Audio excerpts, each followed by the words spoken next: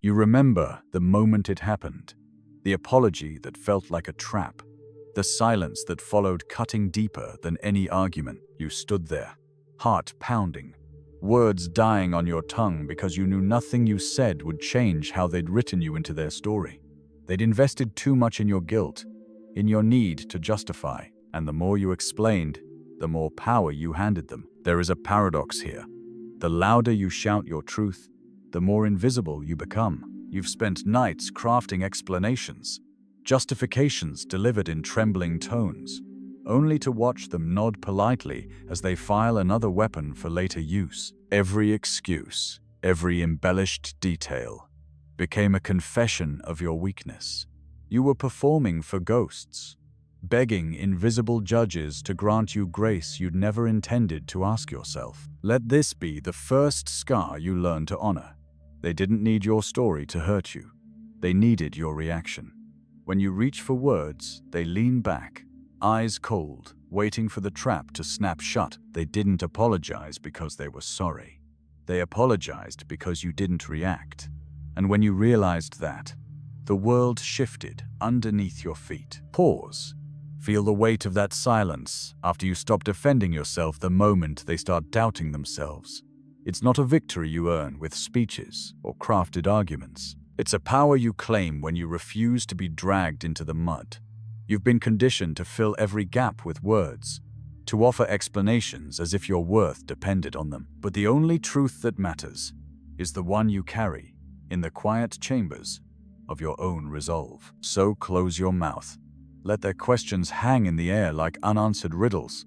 Watch them twist with frustration, unable to pin you down, unable to control the narrative. Here, in the stillness, a new force awakens, one that doesn't need permission, doesn't seek validation, and never apologizes for existing. If you feel that edge, that shift beneath your skin, you know you're on the cusp of something they will never understand. Subscribe, stay silent, and prepare to step beyond the need for explanation. They told you it was your fault when you finally spoke up, not because you were wrong, but because your voice threatened their story. In that moment, you felt the old itch, the urge to explain, to confess, to paint yourself in softer hues. But you held your breath. You let the accusation hang there, jagged and incomplete, like a broken mirror reflecting half-truths. In that silence, you discovered something. They could not sustain the lie without your agreement. You've learned to recognize the pattern, an assault disguised as concern, a compliment laced with poison. Every sentence they craft is a calculus of control, designed to provoke a reaction, to lure you back into the maze of justifications. But you've walked these corridors before. You know the only way out is to stop racing after their words, to refuse entrance into their labyrinth.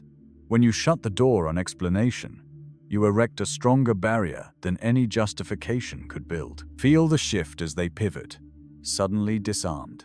There is no script for them when you refuse to play their game. Their eyes flick, searching for the old you, the one who would scramble to clarify, to rationalize, to beg forgiveness for daring to exist on her own terms. But that you is gone. In her place stands someone who knows that every word spoken in defense is a confession of weakness, and every silence is a declaration of sovereignty. They called you cold because they feared your detachment. They whispered that emotion was your undoing, that coldness meant heartlessness. But you understand now. True power isn't found in the warmth of approval. It's forged in the chill of self-possession. Warmth can be weaponized. Kindness can be manipulated. But silence, that unspoken fortress, cannot be breached. It stands beyond reach, an unassailable truth. Imagine them in the aftermath, disoriented, their accusations echoing back on themselves. They search for answers in your eyes, expecting remorse or confusion. Instead, they find calm clarity, a stillness that speaks louder than any apology. They realize, too late, that you no longer need their acceptance. No number of pleas will collapse the space you've created.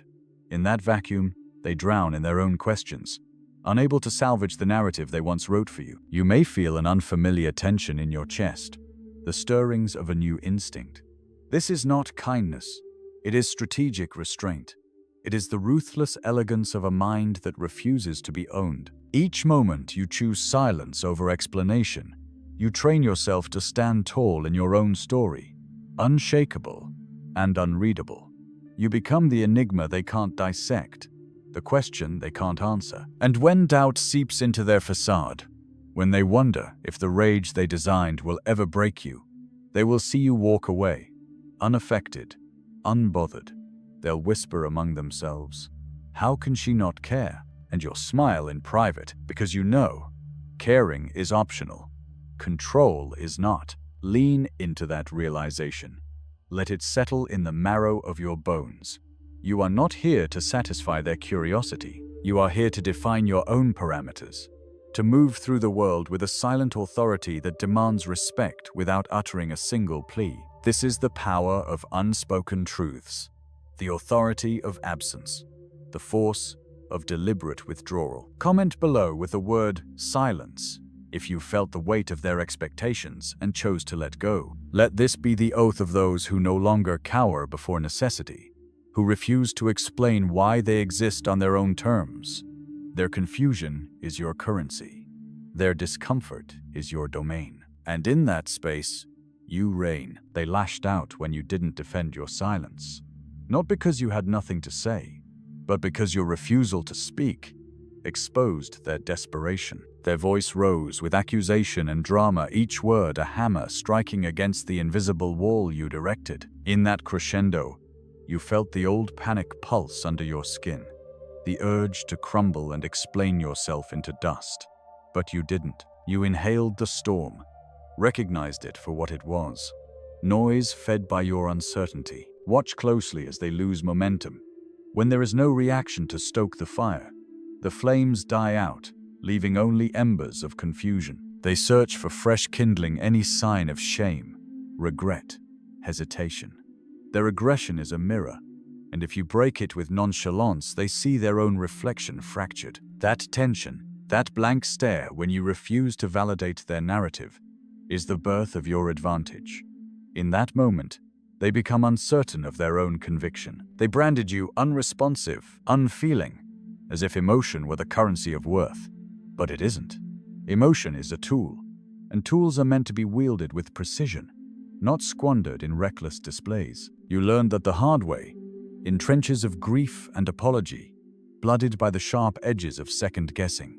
Now you spare your energy. You reserve heat for when it serves you, not when you're coerced. You let them burn out while you conserve the fire that fuels your own reign. Sense the weight of your calm.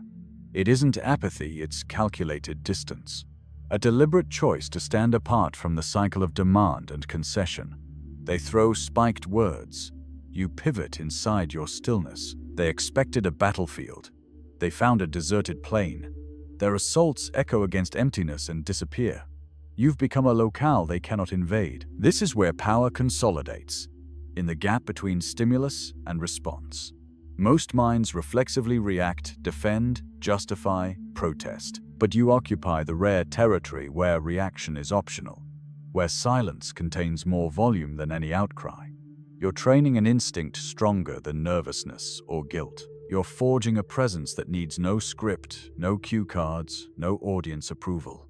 You breathe, and they feel the tremor. Picture their disbelief when you reclaim your narrative in the quiet after the storm. They corner you, expecting confession, expecting tears. Instead, you stand serene, a phantom silhouette against their flickering spotlight. They stumble through their arguments, gasp for footing, grasping at the air where your emotions once lived. That void unsettles them more than any argument could. You become an unanswerable riddle. Feel that flicker in your chest, a fusion of liberation and something darker. This is not warmth. It's self-determination. It tastes of iron and midnight wind. It whispers that you will not be owned by anyone's judgments or expectations. You will not trade your silence for peace, nor your dignity for their pity. That covenant with yourself is the bedrock beneath every unspoken word. They will adapt. They will note your silence and find new strategies, subtle digs, veiled compliments, guilt-laden anecdotes. But by then, you've rehearsed this chamber again and again. Each unvoiced reply strengthens the walls of your sovereignty. You know that power is not aggression. It's the mastery of absence. It's the unseen force that draws eyes to your still form and leaves intruders hollowed by their own noise. Now, let the world rush on around you while you stand in motionless command. Let them scramble for explanations, for justifications, for any sign that you're human, because you are human, fully aware of every wound, every betrayal, every craving for acceptance. But you choose not to surrender to them. You choose the sanctuary of your own resolve, and in that choice lies your ultimate transformation. The person who once stammered apologies into the void has become someone unreadable, uncatchable, unstoppable. They will talk about you in hushed tones. She never wavered. He never flinched. But you won't see their chatter. You're already walking away, beyond the reach of their verdicts, carrying only the quiet knowledge that you required no permission to exist. In the aftermath of their retreat, you find yourself standing in a clearing of shattered expectations. You sense the echo of their last accusation, a futile shout into emptiness, and in that echo, you recognize the final fracture of your old self, the one who believed that explanations were the currency of belonging. It's a subtle metamorphosis, almost imperceptible. Your reflection shifts from someone desperate to be understood into someone whose understanding needs no audience. You walk through the remnants of their discontent with a calm that disorients them, as if you've mastered gravity while they're still stumbling in its wake. They whisper rumors about your indifference, casting shadows of your silence as cold disdain. But they fail to see the architecture beneath your stillness, a fortress built from every moment you refuse to react. Each silence was a brick laid not from fear, but from choice. And now you stand behind walls they can't breach, wielding a presence so quietly fierce it becomes its own echo chamber. They hear your non-response and wonder if you even bleed, if you even feel. When they ask, "Don't you care?" they're pleading for a fragment of the old you. But that you no longer exists. Instead, there is someone who knows the luxury of reserving emotion for moments that matter, moments you define, not they. Their attempts to crack your silence grow more desperate. Casual comments loaded with spite, backhanded compliments that carry the sting of their regret. They test your defenses, poking the void with their inquiries. Yet every intrusion bounces back, unresolved, like a pebble skimming a still pond. You've seen this test before you've lived it. They measure your limits, trying to gauge how far they can push until your calm breaks. But calm is not the absence of depth, it's the mastery of it, and you no longer allow surface disturbances to dictate your equilibrium. Feel the pulse of that control in your veins. It's a new kind of heartbeat, steady, intentional, immune to external rhythms. It signifies a being attuned to the cadence of their own silence, rather than the cacophony of other people's demands. You move through conversations like a shadow slipping through light, present yet untouchable. They speak in sentences designed to manipulate, but you answer in glances, in shifts of posture, in the language of unspoken authority. You've learned that a single look can dismantle an entire argument, that a well-timed pause can sow more doubt than a drawn-out defense. Now, they begin to adapt their tactics, resorting to subtle insinuations, half-truths designed to coax you into self-justification. They'll weave narratives that cast you as the villain of your own story, relying on your old habit of self-critique. They expect you to bite, to snap back with words that confirm their script, but the script has been burned. In its place, you've written a new contract with yourself, one that states you owe no explanations to anyone. Every time you catch yourself at the edge of reaction, remember that you hold the pen, and you've raised the page anew. There is power in this anonymity. In a world obsessed with oversharing and constant validation, your silence is a radical act. It's a signal fire that says, "I stand here, untranslatable." Each person who tries to interpret you learns only their own limitations, not your truths. You inhabit a space beyond their vocabularies, a territory unwritten, and yours alone. And it's here, in this quiet dominion, that you reclaim every piece of yourself once ceded in the name of clarity. Observe how they circle, trying to find a crack like predators sizing up prey. But you are neither predator nor prey. You are the unseen force that shapes the battlefield. They scramble to set traps, to create scenarios where words will force you back into your old patterns. Yet you refuse. You watch, detached, as they flail for purchase. Your restraint becomes their undoing. With each failed ploy, their confidence crumbles while yours consolidates. You are no longer reacting. You are orchestrating from the gallery. This is the apex of your transformation. Understanding that the absence of movement can exert more pressure than the most violent storm. While they rage and quake in pursuit of your reaction, you embody an unspoken tremor that rocks their foundation. They will never map your territory because you've defined it with the language of silence, a dialect they cannot pass. And that incomprehensibility is your dominion. Carry this into every space you enter. Let your quiet convictions set the tone. Watch how others recalibrate around your non-response, sensing that their usual tactics, pleas, accusations, manipulations will yield nothing. They'll learn to treat your silence with the reverence they once reserved for desperation. In that shift lies the irony.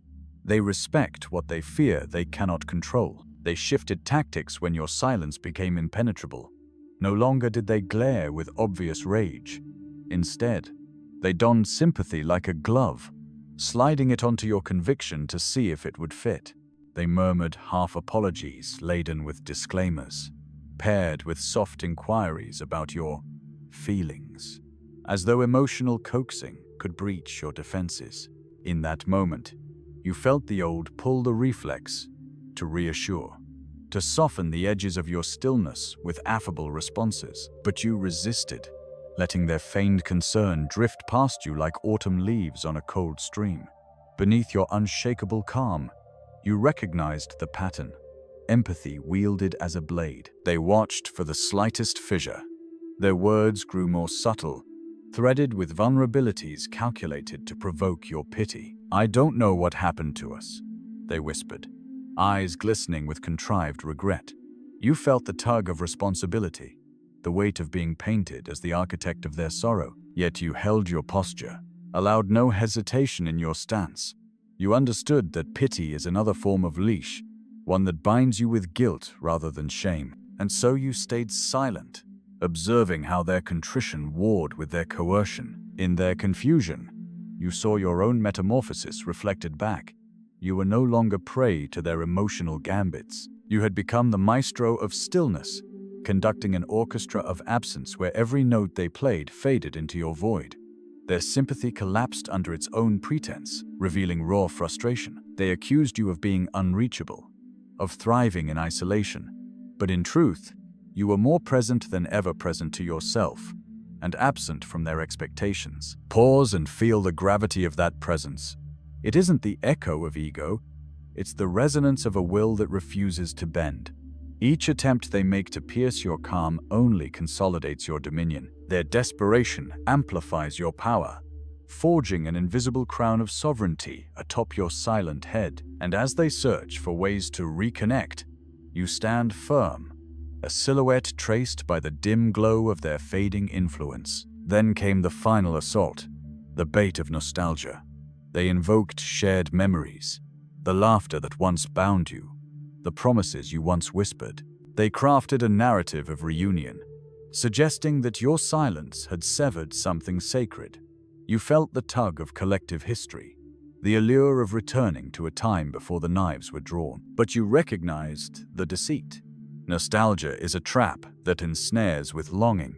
It lures you back into places where you once surrendered your power, and so you let their memories lie where they fell, like discarded petals on a cold pavement. In that decisive moment, you reclaimed every fragment of your past on your own terms. You didn't deny the memories. You refused to let them be used as currency. You acknowledged their weight internally, then locked them away behind the same door you'd closed on explanation. You carried the truth of shared moments in your blood, not on display for their manipulation. With your resolve intact, you stepped forward into a future unanchored by their influence. Their last gambit was silence, an attempt to mirror your own calm and unsettle you with the void. They vanished from your life with no final words. An absence that screamed accusation louder than any outburst. But in that absence, you found an unexpected gift: clarity. Their departure carved a path forward, free from the noise of coercion, free from the echo of their demands. You realized that power is not found in the presence of others, but in the space you carve when they're gone. Steel yourself with that clarity. Each moment of unspoken judgment they cast away only amplifies the truth you carry within.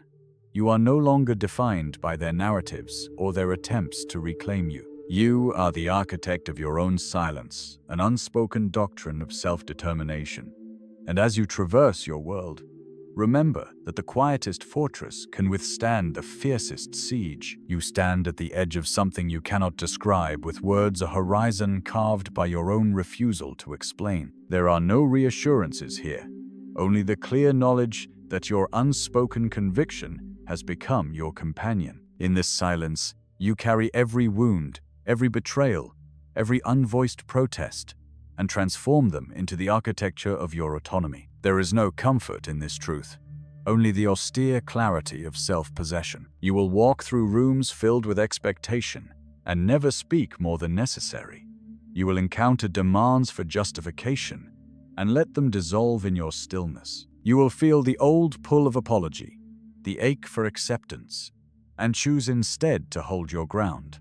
This is not cruelty. It is strategy, a surgical precision of presence that commands respect without a single plea. Remember, power is not granted by applause or understanding. It is claimed in the moments you choose absence over reaction. The world may brand you distant, detached, even heartless. Let them. In their labels, you will find no chains. You are beyond explanation, beyond their narratives. You are an island of quiet authority in a sea of noise. If you've ever felt the pressure to justify your existence, comment "sovereign" below and own your silence. Subscribe to stand among those who refuse to be defined by anyone else's story.